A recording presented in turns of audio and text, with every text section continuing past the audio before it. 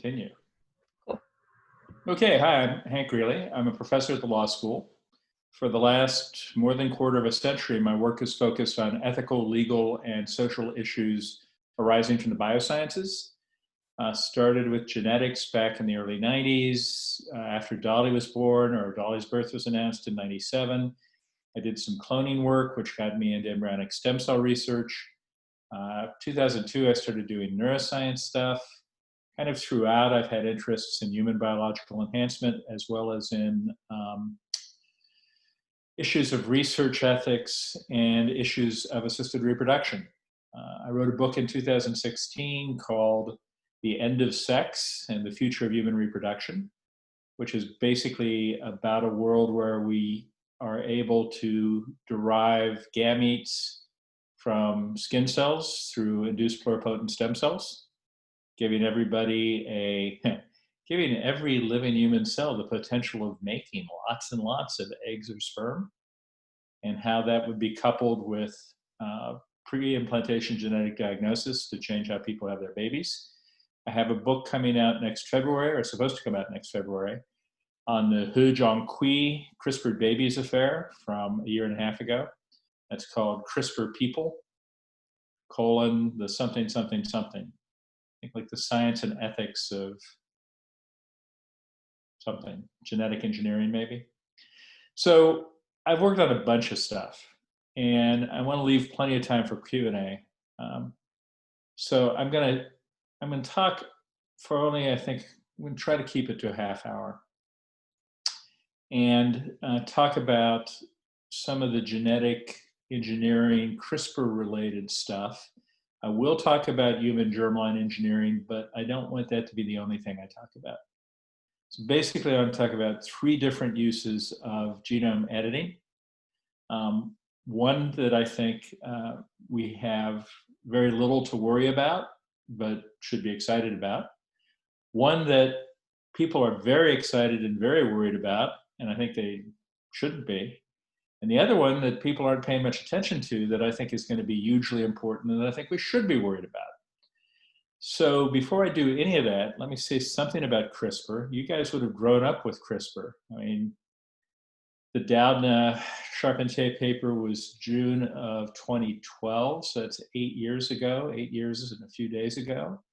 So you guys were like in 5th grade, 6th grade, for the most part, when CRISPR was announced. You probably don't remember it from then, which is fair, unless you were real bioengineering prodigies.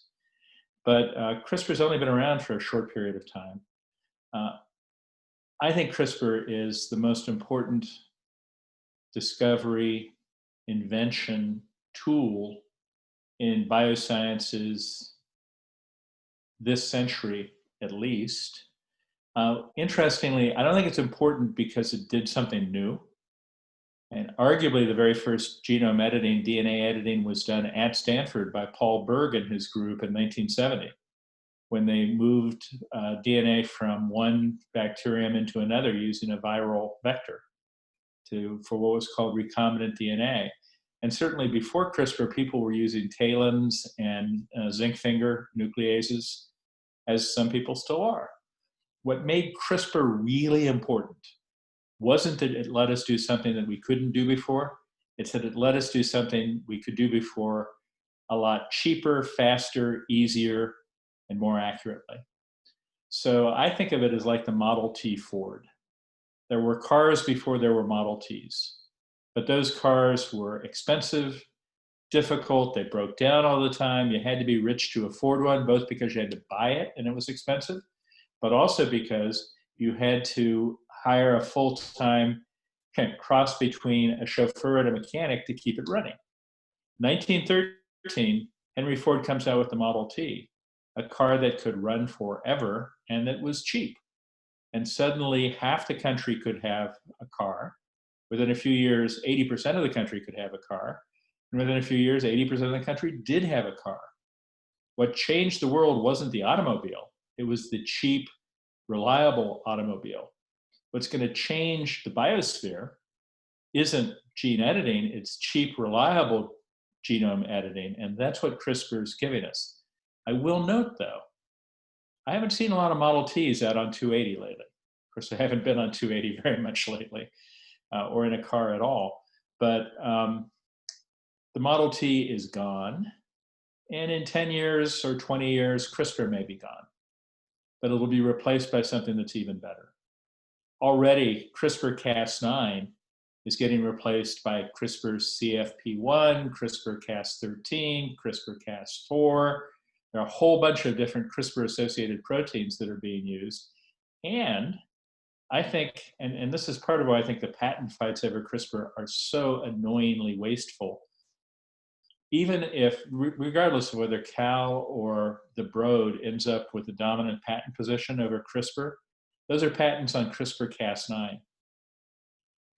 And so somebody starts using CRISPR-Cas13 and their patents don't apply. Or if the patents are held to cover all of CRISPR, somebody goes back to the microbial world and finds a different similar pathway that other microbes used that's like CRISPR, but not like enough to be infringing the patents. So CRISPR is world changing, but it's a change in, it's more a change in degree than it is in kind. But those are often the most important kinds of changes. All right, 3 areas. First, somatic cell CRISPR, somatic cell human CRISPR.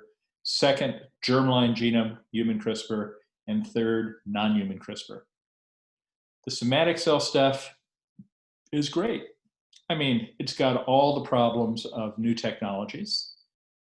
It's not going to be perfectly safe. We're going to have to be very careful to make sure that it passes a variety of safety checks. There will be controversy over just how safe it has to be and how long you have to follow people. It could be that everybody who gets their erythropoietic stem cells modified by CRISPR to cure them of a blood disease will drop dead from something else 20 years later. And you can't know that for 20 years. Everybody born from IVF might drop dead at age 42, because until later this month, the oldest IVF baby is only 41. So, you know, there will be safety issues, and you can never completely avoid them. You have to worry about them. You also have to worry, though, about other issues that happen with new technologies, like access. There is a gene therapy that has been FDA approved and is for sale at $2.1 million. That's a lot of money. Right now, the lucky people who get it mainly have it covered by insurance. Will insurers keep paying for it? And even if insurers pay for it, all that means is everybody else who's insured by that insurer is basically paying for it. So the high costs are an issue, but that leads to a different fairness issue. What if you don't have insurance? Well, you're screwed.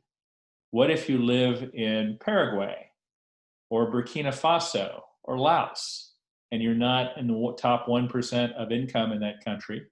You're screwed. There are going to be fairness issues, the kinds of fairness issues we see with a lot of new expensive technologies.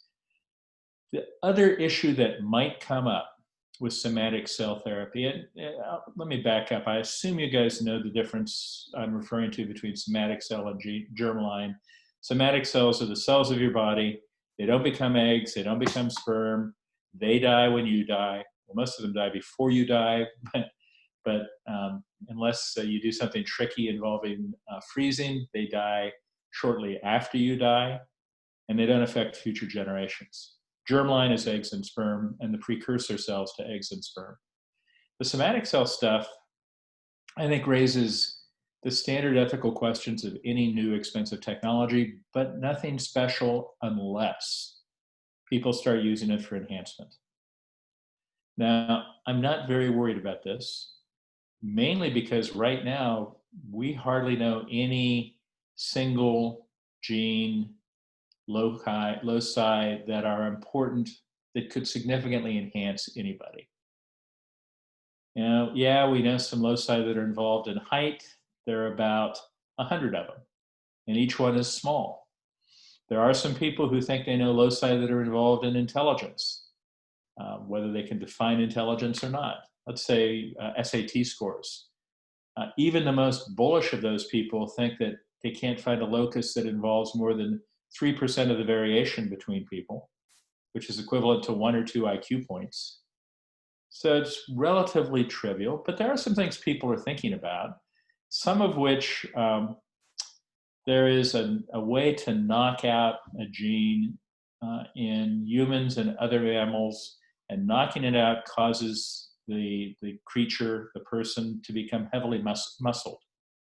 So there are actually cattle breeds, the Belgian blue, and there's an Italian one too, and you can buy beef from them. There are these Arnold Schwarzeneggers among steers. You know, they're just incredibly muscled. A few years ago, a Chinese group knocked out that gene in some beagles. And interestingly, it's not like the whole beagle became incredibly muscled, but its forearms, its front legs became incredibly muscled. And there's at least one kid, I've seen a picture of him, it's been maybe 4 or 5 years. He was about 2 at that time, and he looked like a weightlifter. He had huge, well-defined muscles every place.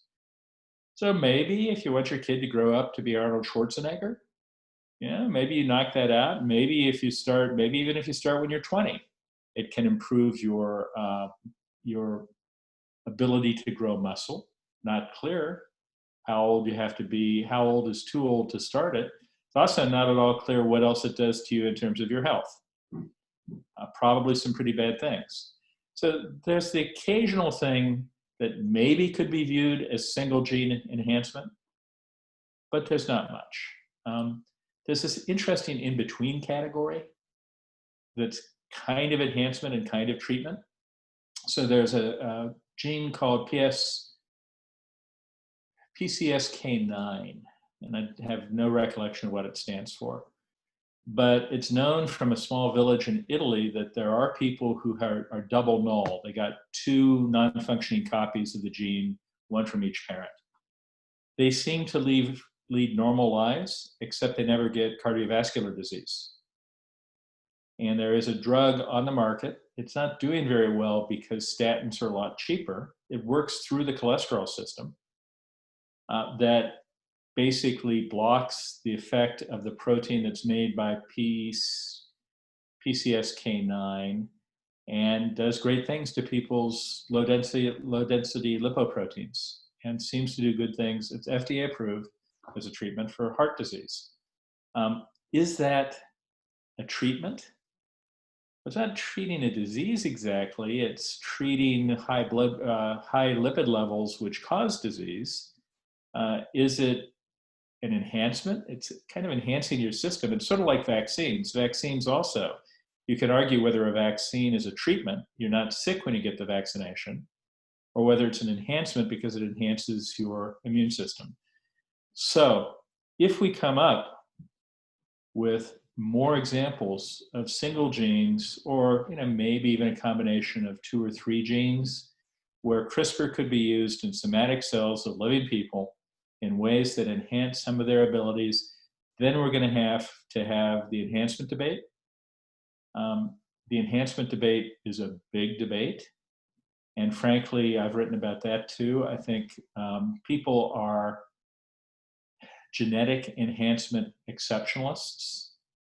I mean, I have this great super brain and super talented enhancement that's this. Right? This gives me more memory and abilities than any genetic changes affecting my brain could.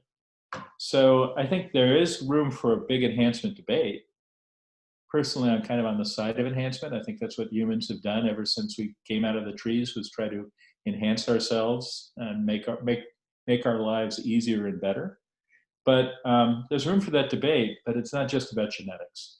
Right now, I don't think it's even importantly about genetics, except in a very speculative way, because right now we don't know enough about enhancing genes. Category 2, germline genome editing, which leads us to, I can never pronounce his name in ways that don't make native Mandarin speakers laugh at me, but something like He Jiankui, the scientist from China who in November of 2018 announced that he had edited embryos that had given rise to the birth of 2 non-identical twin girls. whom he called for purposes of his articles Lulu and Nana. This was a huge sensation. This was also an incredibly reckless, stupid, venal, add 18 more adjectives meaning bad thing for him to have done. I don't really have a lot of, usually I kind of gravitate to the middle of issues where I get shot at both sides, but on this one, I really don't have anything good to say about He Jiankui. He did something incredibly reckless, never before done in humans, never in this exact case done before in non-human primates. Does it in embryos, doesn't even do it in embryos to see how well the embryos develop, immediately does it, transplants it, transfers it into women's uteruses, and leads to the birth of babies where he has no idea whether they're going to be healthy or not. And all for the sake of improving their body's ability to resist HIV infection, which isn't a bad thing.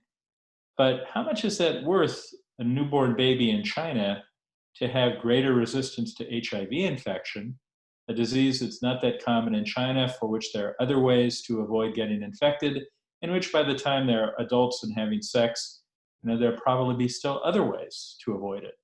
If you look at the risks versus the benefits, this was all risk and basically zero benefit for the babies. It was, he thought, going to be a big benefit for his career. He thought wrong. He thought he was going to be a hero, and instead he's serving 3 years of prison time in China. My only complaint about the Chinese sentence is I wish it had been an open public trial so we could know more about what actually happened, and I wish they'd given him more time. So many people are very upset about this. As you can tell, I'm upset about the experiment. But I'm upset about the experiment because I think it was reckless disregard, inappropriately criminal reckless disregard for the safety of these babies.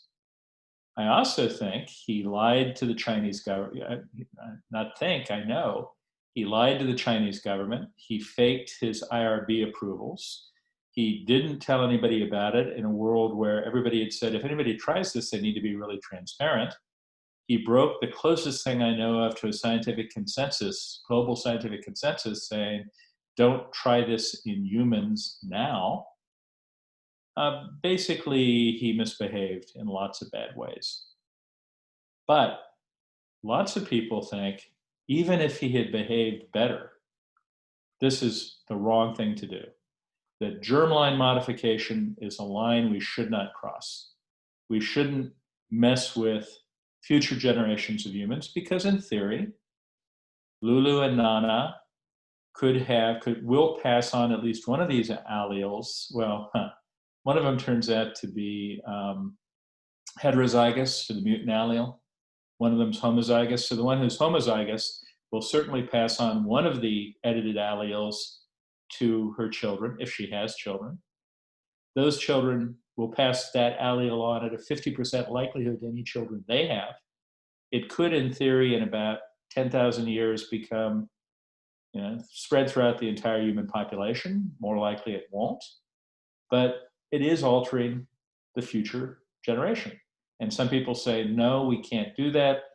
That's playing God. That's messing with Darwin. That's messing with natural selection. It's funny, you get both a religious and a secular argument that kind of, it's like the spectrum is a circle. And so the left and the right, at their extremes, will come together in condemning this, although in different ways. I actually don't think that's right. I don't think this is that big a deal for a couple of reasons. First, we change the next generation all the time. Probably none of you are parents, but you all had parents, I hope have parents. It is a parent's job to change the next generation. If the parent doesn't do anything with that squalling infant, that squalling infant is not going to be a good person. It is our duty to actually try to change the next generation. Even if we didn't view it that way, we change the next generation through everything we do and change them sometimes in quite physical ways. When you teach somebody to read, you are changing the connections of an area of their brain back here called the letterbox region. Every literate person in any language, it's really interesting. It doesn't matter whether it's a language with ideograms, a language with syllables like Korean, or a language with an alphabet. Every literate person, when reading something, has this brain region activate. Every illiterate person, when looking at letters, at writing, doesn't. You teach your kid to read, you change the kid's brain. But you also change them genetically. People talk about the sanctity of the human germline genome. So, what is, and they talk about it like it's the Ark of the Covenant. And not everybody knows, you guys all saw Raiders of the Lost Ark, which came out decades before you were born. So the three of you on screen, nod if you saw Raiders of the Lost Ark. Amazing. So you won't get the joke, but the Ark of the Covenant is the big deal there, and the only thing we know about it is it's all powerful and it's a bad idea to let the Nazis get it. The human germline genome, people treat it like it's the Ark of the Covenant and it's all powerful, and we know we don't want the Nazis to get it. But what is the human germline genome? There is no such thing. Or to be more accurate, there are at least 7.5 billion human germline genomes. Every human being who's not an identical twin has a completely unique human germline genome. But it gets worse. Even identical twins have unique human germline genomes, because in the period between the time they were one fertilized egg to the time their gonads started making gametes, mutations happened within each of them that, they're roughly 10 to 12 base pair mutations with every mitosis. They've changed the genetic code from one twin to the other. And in fact, these skin cells have slightly different DNA than these skin cells because they descended from the same fertilized egg, but not quite 69 years ago. And in those 69 years, especially with skin cells, which multiply, which divide every month or so, that's a lot of mutations that have been picked up. So I do not have the same, I was not born with the same DNA that my parents received from their parents because it got mutated in between. My kids don't have the same DNA that I was born with because it got mutated in me before it became the 2 out of roughly 12 gazillion sperm that ended up producing our 2 kids, half producing. My wife's eggs went through a similar process and were at least as important, more important. But the germline changes all the time. And whose germline is the human genome? Whose is the human germline genome out of those 7.5 billion people? I mean, I think it's obvious that it's mine, but other people are going to disagree. So you've got a whole bunch of germline genomes. Each one is different. Each one changes with each generation. And here's the part I like best. Not only does it change with each generation, but the actions of we humans affect the directions in which it changes. I'm pretty sure everybody listening to this has multiple copies of a gene that makes a protein that helps digest starch. 20,000 years ago, our ancestors had only 1 or 2 copies of that gene. Now most of us have 5 to 15 copies of that gene. Why? Agriculture. Once you're an agriculturalist and you're eating a lot more starch, if you've got extra copies of that gene and you digest the starch better, you're healthier. And your kids who get extra copies are still healthier. The human genome has changed because of agriculture. The human genome is constantly changing because of medicine. So until just under 100 years ago, if you were diagnosed with what was then called juvenile onset diabetes, now typically type 1 diabetes, but still mainly diagnosed in juveniles, from the time of diagnosis to the time of your death was roughly a week at most. This is the type of diabetes where you no longer make insulin. And if you no longer make insulin, you die fast. And a couple of those, really outrageously out there Canadians. Two Canadians decided to interfere with the course of nature and realized that they could get insulin from the pancreases of pigs and cattle in slaughterhouses and inject them into people with diabetes and keep them alive. And so for the last 100 years, people with type 1 diabetes, who normally were diagnosed and normally would have died before they were 10 years old, have been able to live. My cousin Mike, who's exactly my age, was a type 1 diabetic, has been a type 1 diabetic since the age of 10. He's got about 15 grandkids. He's not quite sure exactly how many, but somewhere around 15 grandkids. 100 years ago, he would have been dead at the age of 10. Now, diabetes, type 1 diabetes is not powerfully genetic, but it is somewhat genetic. It's probably an autoimmune condition, and there are some haplotypes of the HLA, the human leukocyte antigen system, which is like the major histocompatibility complex in other mammals, but we give it a different name in humans. Basis of our immune system, a basis of our immune system. There's some haplotypes that have 10 and 100 times greater risk of getting type 1 diabetes. Still only about a 10% risk, but that's a lot higher than a 1 in 10,000 risk.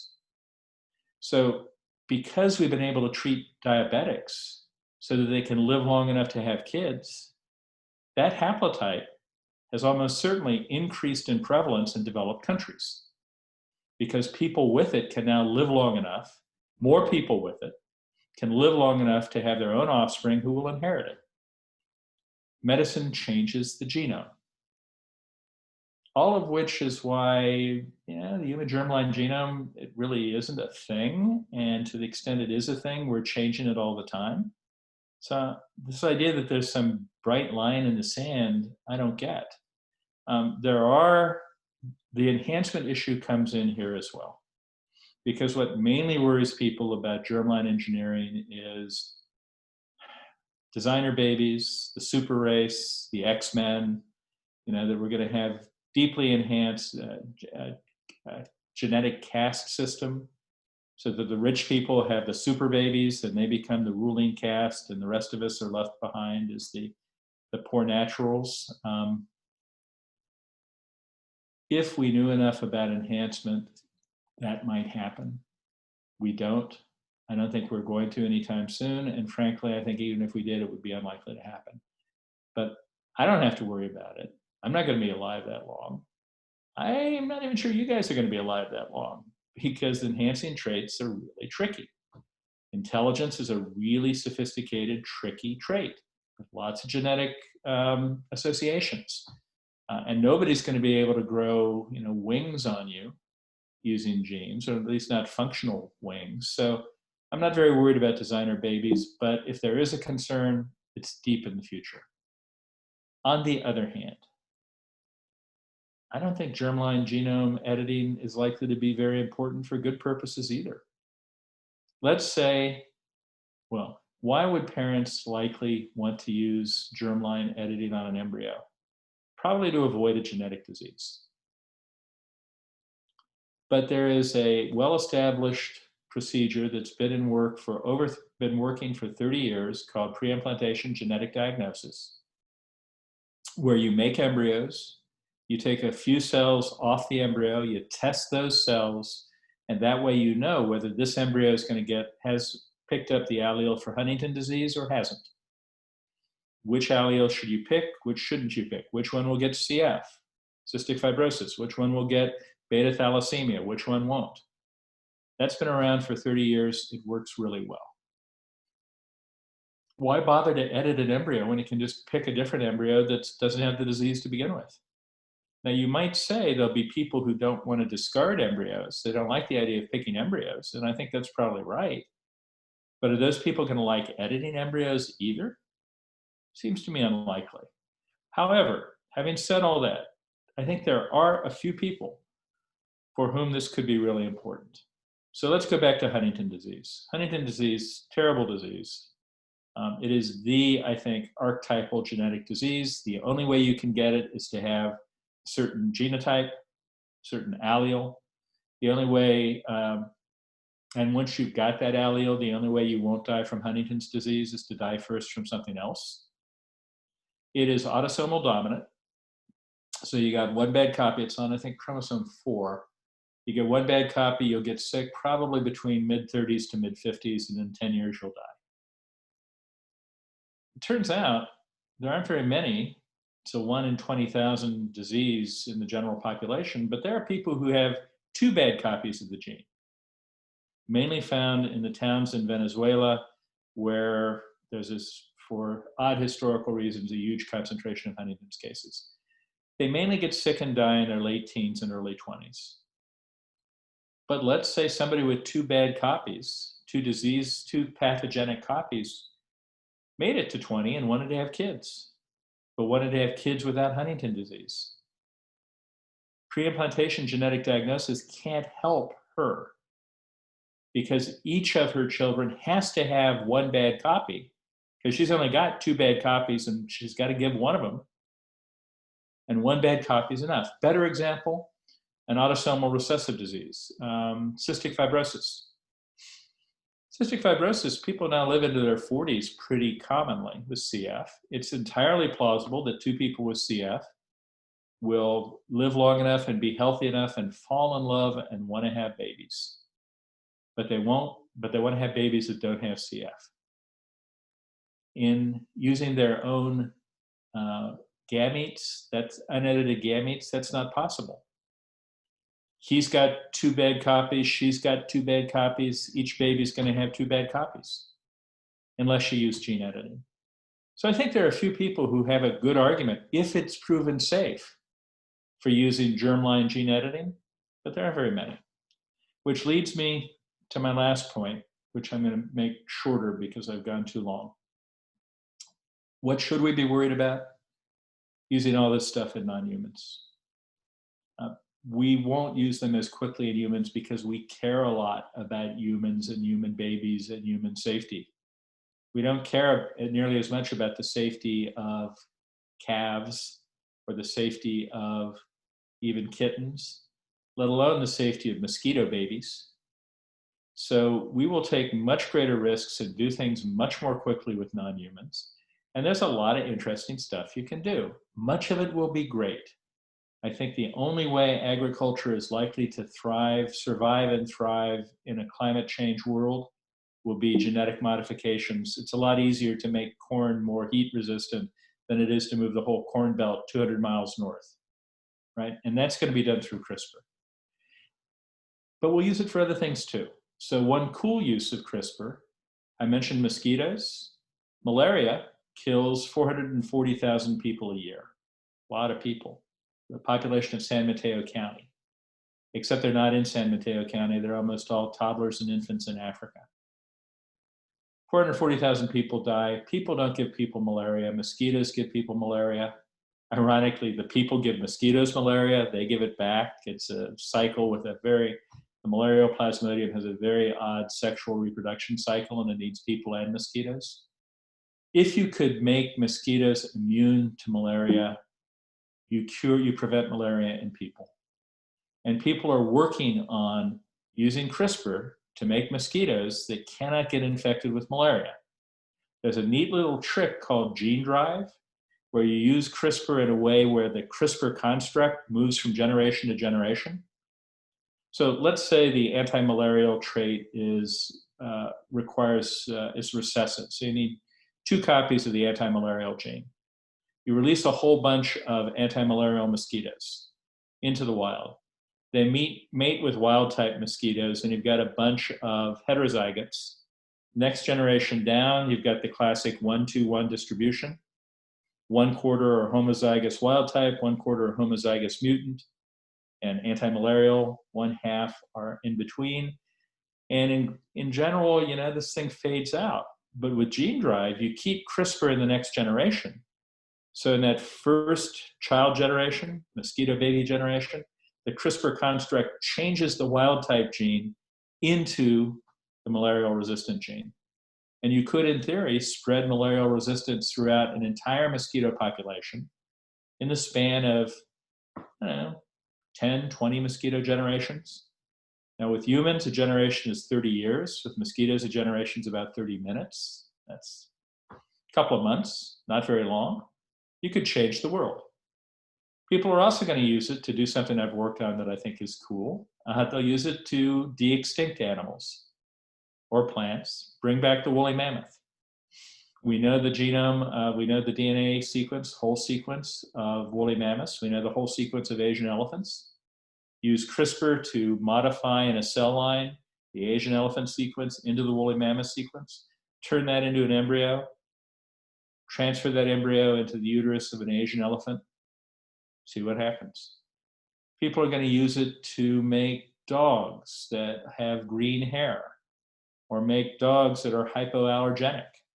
They're going to do it with their pets. And if any of you have owned dogs, think about dogs. Everything from St. Bernards to Shih Tzu. 20,000 years ago, they were wolves. We did that to them using old-fashioned tools, changed them by 2 orders of magnitude in size. Once we got CRISPR, can make any sort of pet you want, at least in theory. And I think there are a whole bunch of other uses, but the last one I'll touch on is the scariest. We know the genetic sequence of smallpox. As far as we know, knock on wood, smallpox exists only in a lab, only at CDC, which gave me more comfort before the last 6 months have revealed flaws in CDC, and a lab someplace in Russia. But we know the genome sequence. We know the genome sequence of other pox viruses like mouse pox and monkeypox. Why not use CRISPR or CRISPR equivalent to modify the mouse pox sequence into the smallpox sequence? The possibilities for biowarfare just became a lot bigger with CRISPR. So we aren't paying nearly enough attention. Now, I'm actually a pro-GMO food person, but I want there to be some regulation. And in the US right now, on the plant side, there's no regulation. On the animal side, there's too much regulation. On the non-plant, non-animal, fungus, protozoan, microbe, bacteria, archaeobacteria, there's basically no regulation at all. I think we need some regulation of that. I think we need to be worried about that, and we're not. So, yeah, CRISPR, is it a wonderful thing or a terrible thing? And the answer is yes. Like all technologies, it can be used well and poorly. What I care about is I think we need to pay more attention to the things that are likely to be really important and less attention to the ones that aren't. Thanks for your time and attention, at least for the 3 of you who've had your cameras on, so you've had to pretend to be paying attention. The rest of you I know have been doing your emails or your nails or whatever else that you wanted to do. But I'm happy to try to answer any questions. I'm going to click the participants thing. And so I think in my Zoom experience, it's probably easiest for me to take questions if you raise, well, we got some people on chat. So I'll take a couple of chat questions, but then I'd rather move to the blue hand on the participant screen. Okay? I think DT was going to be moderating the questions. Okay. DT? Hey, so I can just take away the questions now. So Lauren Ramlin had a question about screening embryos. So she asks, do you think I should be able to screen my embryos for physical traits of my personal desires, eye color, hair, etc.? So right now, legally you can in the United States. In many countries you can't. I don't know why you would care enough to, but I actually have only minor reservations with it, assuming, as it seems to be, that PGD is as safe as IVF. My minor reservations are, I think parents do sometimes try to put too much, control their children too much. But of course, if you really cared about the hair color, you can dye her hair or his hair, or cosmetic contact lenses. Parents do all sorts of things. So I don't think it's a particularly big plus, but I also don't think it's a particular minus. And for me, unless there's a good reason to forbid somebody from doing something, you shouldn't forbid them. It's a little trickier when you're talking about the babies, because the babies don't get a choice in it. But I don't see any particular reason to think the baby's going to be harmed if you choose brown eyes instead of blue eyes, or hair that turns gray at an early age and gives that kid a really distinguished, superior look, as opposed to hair that stays dark throughout its life. Yeah, great. So another question that we had was kind of relating to how you discussed the difference between how we engineer humans and how we approach engineering animals. And so what biosecurity guidelines should exist when you're applying that genetic engineering to endangered animals? Endangered or not endangered. I think there should be, I actually have sort of a 7-point thing on it that I don't think I'll go into full detail on. But I think before you start doing genetic editing, genome editing on any living organism, you should be registered so that people know you're doing this. You should tell somebody what in general you plan to do, file a protocol with somebody. At this stage, it's just something that screens, I plan to mess around with mousepox, and says, whoa, tell us more. You should have to work in a lab that is known to be meet biohazard requirements, because you don't really want things slipping out into the environment unintentionally. Before you do any environmental release, you should have to show that it's safe. That may or may not involve field trials. You also have to show, and this comes at an early stage, that it's safe in terms of animal welfare, that what you're doing, there's no reason to think that it's causing pain and suffering to the animals involved, or undue pain and suffering. To the plants, to the fungi, we're not so worried about pain and suffering, but to some of the animals we are. So there should be an animal welfare component to it. You should be required to sign your work. So everybody who's doing genome editing should have a code that is basically their signature, and they should have to put it into every genome they alter. That's not as weird as it sounds. Craig Venter, one of the early human genome sequencers, has basically been making things for a long time, and he tends to stick his name in a DNA base pair to letter code in all sorts of stuff. So you could do that, and then you need a plan for what happens if things go wrong. You know, if that cute little dog, the hypoallergenic Shih Poodle, Poodle Sue, turns out to manage to destroy violently every cat it comes in contact with, and so you want to recall it, you need a plan for that. How you're going to pull it back, how you're going to indemnify, maybe it's just insurance, how you're going to pay off the cat owners. But so that's my thinking right now in the US. Our regulatory system with plants is effectively zero. Used to be fairly strong. It still is if you move a whole gene from one plant to another. But USDA under the Trump administration has taken the position that if you're just doing editing and you're not moving a gene, then they don't care. With animals, we're 100% the other direction. We're really strict, and before you could even try to come up with a genetic way to avoid hip dysplasia in big dogs, a problem big dogs get a lot, or B-cell lymphoma in cats, which is pretty common. You basically have to spend several $1 million in 5 years to satisfy them that you're safe and effective. So I think we should tighten up on plants, loosen up on animals, and look for the first time at living things that aren't plants and animals. But having said that, I think that needs new legislation. And my hope that Congress will pass anything intelligent is basically asymptotic to zero. So I'm kind of stuck. Great. Along those lines, even if Congress by chance did, this president would veto it. True. Along those lines, what kind of limitations do you think there should be when you have genetically engineered algae or bacteria for increased lipid production, like in a use for a biofuel? Yeah. So again, I think you should have to show that you can if you're doing them in like contained tanks or ponds, you have to show that you can actually contain them, or show that if they get out into the environment, they're not going to be a threat. You know, maybe you do something where they need an artificial amino acid added to their food that they can't find in nature.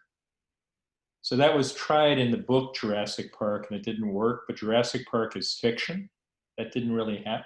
You guys know Jurassic Park. I'm already shaken that you didn't know the Raiders of the Lost Ark. It's a great movie. The sequel's not so good. That's a great movie. But you could try things like that. But basically, I would want to show that it's going to be safe and that it's not going to get out and do bad things to the environment. Either because you can be sure that it's not going to get out, or if it does get out, that you can be sure it's not going to spread. And sure, of course, is a difficult word because you can never be 100% sure.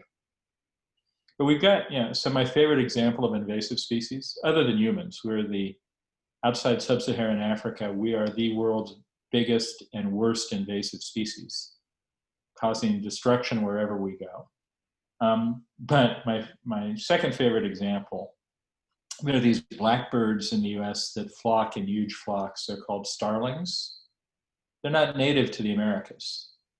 In 1889, some guy who loved Shakespeare decided it would be good for every bird mentioned in Shakespeare to be in the New World. And so he introduced 12 breeding pairs of starlings to Central Park in New York.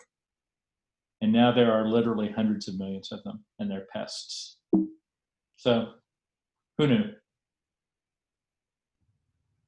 Yeah, great. And kind of on the line of de-extinctifying animals or editing animal genomes, to what extent do you think that de-extinctifying animals should be done? And would those introductions of previously extinct animals potentially harm existing relationships between organisms in their ecosystems? Yeah, so for me, it's just another example of the sorts of precautions you should take with any kind of genetically modified organism. Before, and actually the algae is a nice example. If you want to make mammoths, but you don't want to release them into the environment, you want to put them in a zoo or an animal park, or just study them in a lab, apart perhaps from some animal welfare issues, I'm not very much worried about the mammoths breaking out and taking over the world. Another thing that's been talked about for de-extinction is the passenger pigeon. There used to be 3 billion passenger pigeons in Eastern North America. In 1915, the last one died. We killed them off. We shot them and ate them and turned them into dog food. In the span of 100 years, we took them from 3 billion to 0. People want to bring those back. Well, that's okay. Although if those got loose and got into the forest, I'm not sure, we could track down foraging mammoths. I'm not sure we could track down passenger pigeons. So, the devil's always in the details. It always depends. In terms of de-extinction and release, I think that's really interesting. Releasing them back into the environment. Part of it depends on how well you like the environment. So there is a guy in Russia who I think is only half crazy, who's, what's his name? Dmitry something, Zimov, Z-I-M-O-V, who's created what he calls Pleistocene Park. His theory, which is plausible, if you go back to the ice ages, the areas near the ice weren't tundra. They were long grass prairies and But now the same climate zone is just moss and lichen and mosquitoes. So his theory is it was the loss of giant herbivores like mammoths that caused the transition. So he's got these gazillion hectares in northern Siberia where he's moved muskox and Przozhki's wild horse and some other cold-adapted herbivores. And he shows videos. Do I know whether the videos are authentic? No, but one side of the fence, it's tundra, and the other side of the fence, it's 3-foot-high grass prairie. He says, let's use this to change the tundra into prairie, which he claims will have all sorts of good environmental consequences, including slowing the thawing of the permafrost. So there you might actually want to change the environment. The other thing to remember, though, is that there is not, on land at least, and I would argue this is true for most of the sea as well, a single ecosystem that is anywhere close to what it was like 10,000 years ago, because we've already changed everything. Right now, the mass of terrestrial animals, land animals, we are 9% of the mass of all the terrestrial mammals in the world. Our livestock is 72% of the mass. So over 80% is us and our beasts. 20,000 years ago, that was under 1%. But we've changed everything already. There's no real pristine nature to screw up, which makes your question, that question, tricky. And that's my next book, Playing with Nature. Exciting. Look for it on newsstands sometime this decade, I hope. What is also your opinion on the recent tool that is CRISPR-free and it's mitochondrial gene editing? Oh, so the one that just came out, David Liu, who seems to be really creative, and a couple of other people, somebody from Berkeley too, I think. I don't know the details. It looks like it's a variant of the base pair editing that Liu already did, but done in a way that allows it to, oh, what is it? He's got some clever way. There's a protein that otherwise will be fatal to the cells, or the cells will degrade instantly. But he's got it so you put it in two different halves, and the halves only come together at the very site where you want to edit. And they've managed to make this really, well, in some cells, in some cell lines, they've been able successfully to edit up to 50% of mitochondria. That's interesting. Be really interesting to see if that works. Same sense I've got about the base pair editing. That's a really cool idea. Come back in 5 years and we'll see how well has it panned out, and has somebody invented something even better. So I think it's exciting. That's a particularly interesting one in one respect, in that if you could edit mitochondria easily, that's a way in both treating mitochondrial diseases and both somatic cell and germline. What makes that tricky is there's an alternative path of mitochondrial replacement that seems to work fairly well, although we don't have nearly enough data yet. And so we can probably fix mitochondrial diseases in embryos using a different path, and in adults in at least blood cells, hematopoietic cells, using a different method, which makes it maybe a little less important than it might otherwise be, but it's cool. People are coming up with, I mean, that's one of the great things about CRISPR. We think about it as a gene editing thing. Probably within a few months, not few enough, there's going to be a great, almost like a pregnancy test, COVID test, where you'll take some spit and rub it on something and it will change color, or a line will come out or not. And that's going to be based on CRISPR. CRISPR turns out to be not a tool, but like a Swiss Army knife, filled with interesting tools that people can use for different things. That's a great analogy. So Model T Ford, Swiss Army knife. The Model T, I think, is original. The Swiss Army knife isn't. But what restrictions, in addition, would you then say should be placed on the publishing of human germline research? So do you think this would change if systems like BioRxiv are being used more frequently, like we're seeing now? And this is kind of exemplified in the unilateralist curse in the horsepox synthesis and Australian mousepox experiments. Yeah. So it's tricky. For the most part, I'm opposed to limiting publication. There's a doctrine in American constitutional law called clear and present danger with respect to the First Amendment. Kind of stems to a Justice Holmes dissent, where he said the First Amendment doesn't let you yell fire in a crowded theater. So if there's, and the mousepox story from Australia, the more virulent flu strains that the somebody in Wisconsin did, and I think somebody in Japan did. Those are close to the line for me, and I'm not sure I would let those be published. But unless it really is a clear and present danger, I think we're better off letting it be published.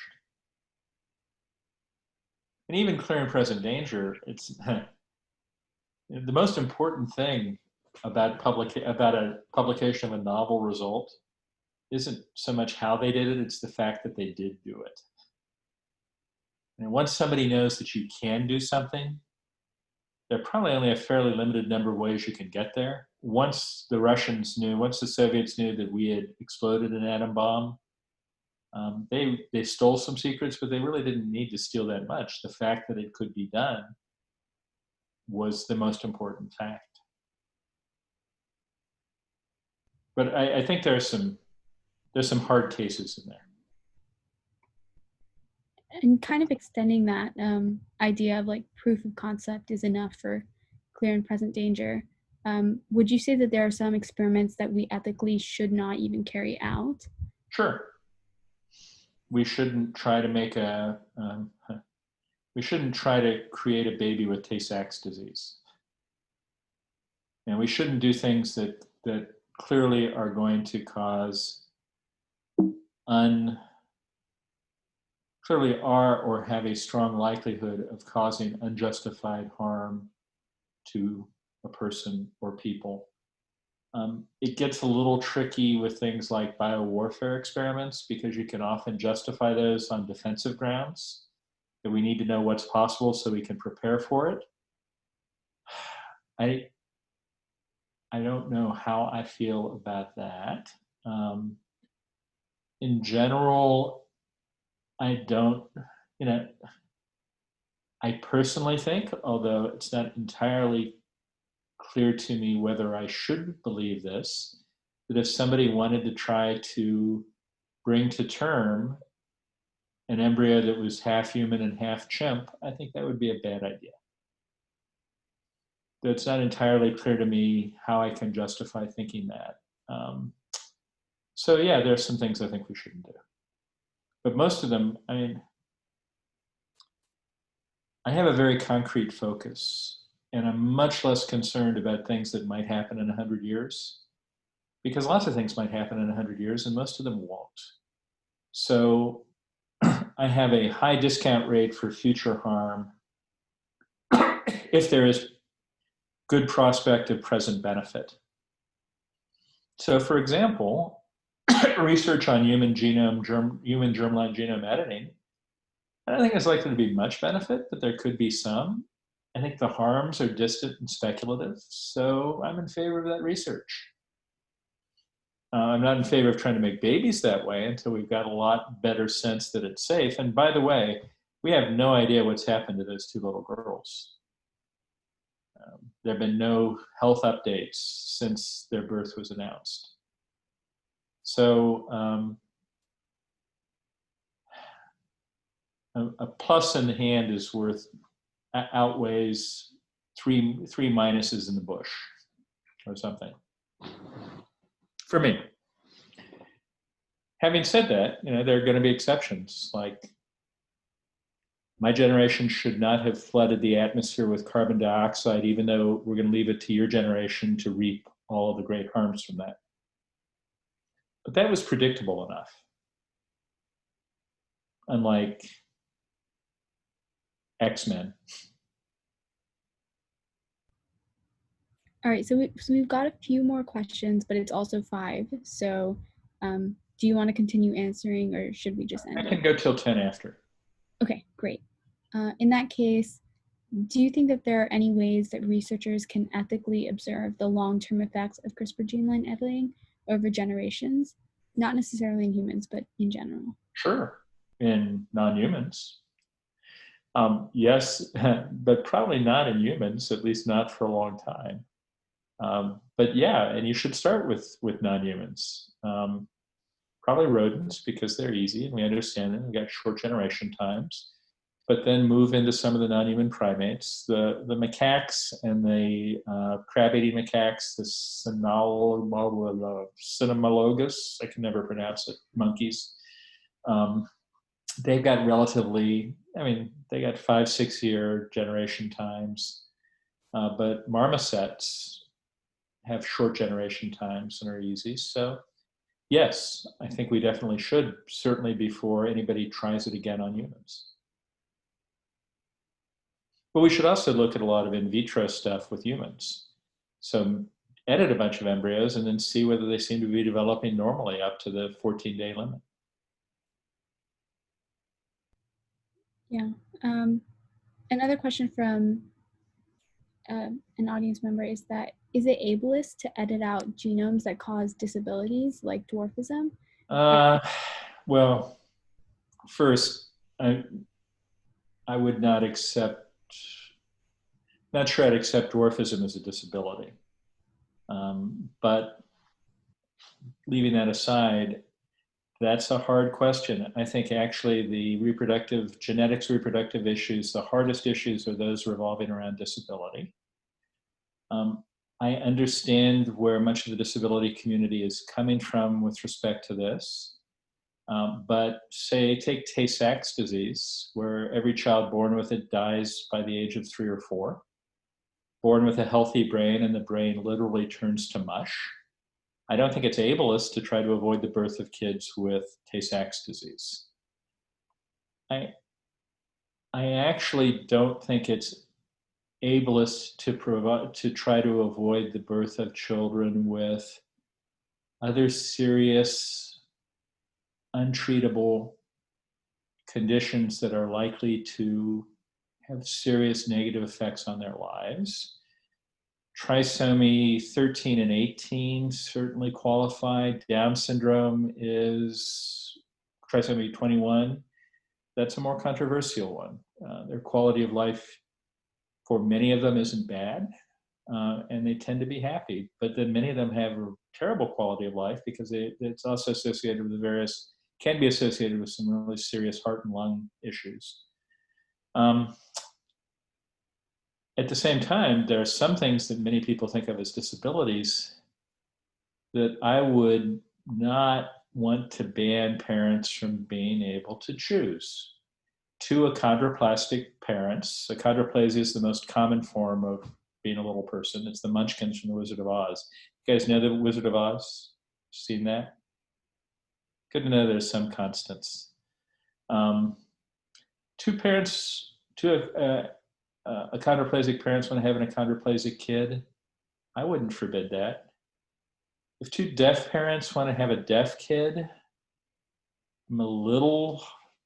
that's a little trickier for me because deafness is actually much more serious constraint on socioeconomic status than being a little person. But I think I'd allow it, particularly since there are some sign language is an alternative. Two parents want to have a kid with Tay-Sachs disease and choose to edit or select an embryo with Tay-Sachs disease, I would be outraged. I might not ban it because I might view it as safer that very few parents would want to do that, and it's safer to keep the legislature out of it entirely, but I would certainly condemn it.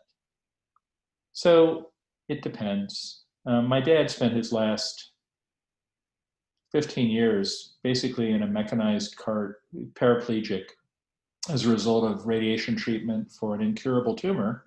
The radiation cured the tumor, but left him paralyzed. And he got along real well. And in some ways, those were some of the best years of his life, but he would have wanted his legs back. So, should we not have seatbelts in cars because it's ableist to try to avoid producing people who have bodily or brain damage as a result of car accidents without seatbelts? I think it's an interesting and complicated argument. Definitely. And as a last question and a quick follow-up to that one, how do you feel about a similar situation but psychiatric disorders like schizophrenia and ADHD? tough. I mean, the good news from my perspective is we basically don't know shit about the genetic basis of any of those. Although the Broad thinks it's found a schizophrenia-related gene that's powerful and accounts for 3% of the variation. And it's good news for me because I don't have to deal with it right now. Those get hard. There are lots of different levels of severity of schizophrenia, but if I could cure one disease at the click of my fingers, I would cure schizophrenia. It's almost 1% of the adult population, and very few people lead happy and fulfilling lives with it. ADHD, that's tougher. But also schizophrenia, it's not really, it's a name for a series of symptoms. I don't think we even know how many different diseases there are that we're lumping together as schizophrenia. So that's hard too. Things like autism spectrum.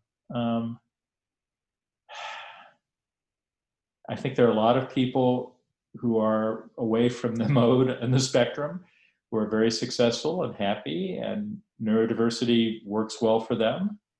And then there are people who never learn to walk or talk or go to the bathroom by themselves, and I don't think it works that well for them. So it depends. I think there will be a bunch of simple, straightforward, clear answers that will all be wrong. All right, thank you so much for taking the time to answer all these questions. Sure. And thank you guys for being part of this group. I think it's cool that it's an undergrad group entirely. Yeah, it's an undergraduate organization. Yeah.